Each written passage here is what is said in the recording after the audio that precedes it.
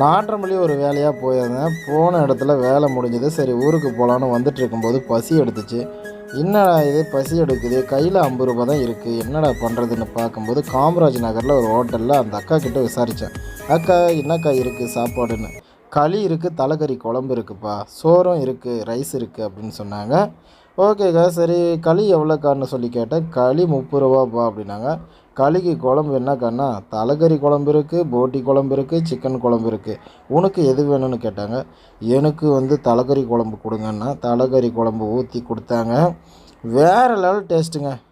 அதுக்கப்புறமா 30 ரூபாய் களி சாப்பிட்டுட்டு 20 ரூபாய் இன்னும் எக்ஸ்ட்ரா இருக்குது, எனக்கு ரைஸும் கொடுக்குறீங்களான்னா 20 ரூபாய்க்கு ரைஸும் கொடுத்துட்டாங்க. வயிறு நிறைய சாப்பிட்டுங்க. 50 ரூபாயில் வயிறு நிறைய சாப்பாடு காமராஜ் நகரில் கேஎஸ்எஸ் ஹோட்டலில் கிடைக்குதுங்க. நீங்களும் வந்து சாப்பிட்டு பாருங்கள், டேஸ்ட் வேறு லெவல். கை பக்குவம் சூப்பராக இருக்குதுங்க. வந்து சாப்பிட்டு பார்த்துட்டு சொல்லுங்கள் எப்படி இருக்குன்னு.